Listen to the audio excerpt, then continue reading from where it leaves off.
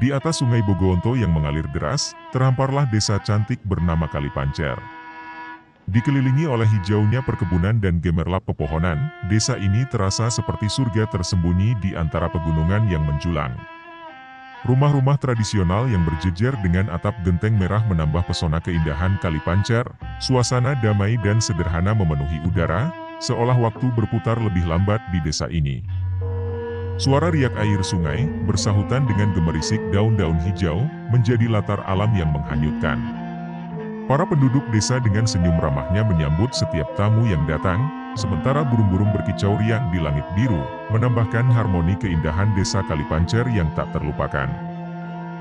Di tengah gemerlap keindahan desa Kalipancer, kehadiran seorang ulama karismatik bernama Kyai Sabikis menambah keajaiban spiritual di setiap sudutnya. Dengan janggut putih yang panjang dan sorot mata yang penuh hikmah, Kyai Sabikis menjadi pilar kearifan lokal yang meresapi kehidupan masyarakat desa. Setiap sore, para penduduk desa berkumpul di langgar sederhana tempat Kyai Sabikis memberikan ceramah dan petunjuk hidup yang penuh inspirasi. Kyai Sabikis, seorang ulama karismatik di desa Kalipancer, merupakan keturunan yang terpatri kuat dalam tradisi keagamaan. Beliau adalah putra dari Kyai Sokromo dan cucu dari Selo Beranti, tokoh agung dalam sejarah keagamaan desa tersebut. Kyai Sabikis, yang memiliki dua adik kandung bernama Abdur Rajak dan So Muhammad, melanjutkan warisan spiritual keluarganya dengan penuh dedikasi. Beliau tidak hanya seorang ulama yang bijaksana, tetapi juga seorang ayah yang berkah, memiliki 5 orang anak, yaitu Saridi, Saridah, Ahmad Jalan, Sajudin, Matoyah, dan Abdullah.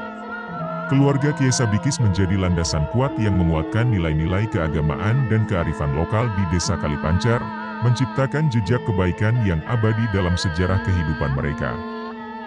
Kyai Sabikis, ulama yang bersemayam di desa Kalipancer, tidak hanya dikenal sebagai penjaga kearifan spiritual, namun juga memiliki kelebihan luar biasa yang mengundang decak kagum.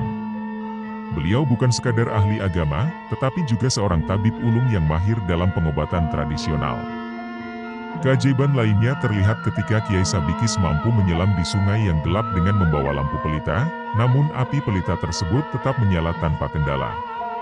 Kehebatan beliau tak berhenti di situ, ketika beliau mencoba membeli jam di toko Cina. Misteriusnya, Kyai Sabikis mampu tidak terlihat oleh mata orang-orang di sekitarnya, menciptakan aura keilahian yang menjadikan beliau sosok yang diliputi oleh keajaiban dan rahasia yang tak tergambarkan. Kyai Sabikis, dalam usahanya mewariskan ilmu dan kearifan kepada anaknya yang bernama Ahmad Jalan, beliau memberikan tugas berat kepadanya untuk melakukan tapa di Gua Watu Tawing. Namun, ujian yang dihadapi oleh Ahmad Jalan ternyata tidaklah mudah. Saat berada di dalam gua, serbuan ribuan anjing ajaib datang menggoda dan menggertak, menciptakan godaan yang sulit untuk ditolak. Meskipun Kyai Sabikis telah memberikan petunjuk dan doa-doa untuk menghadapi ujian tersebut, Ahmad Jalan belum mampu mengatasi ketakutannya.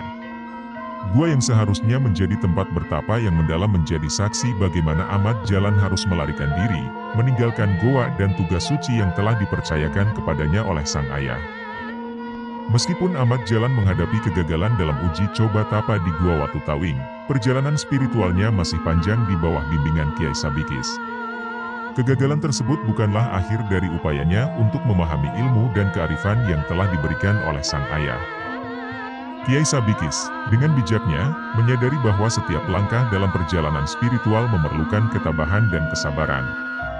Dengan penuh kasih dan pengertian, Kyai Sabikis siap untuk terus membimbing Ahmad Jalan melalui setiap liku-liku kehidupan, menjadikan kegagalan itu sebagai titik awal untuk pertumbuhan dan pencerahan yang lebih mendalam dalam memahami makna sejati dari perjalanan spiritualnya.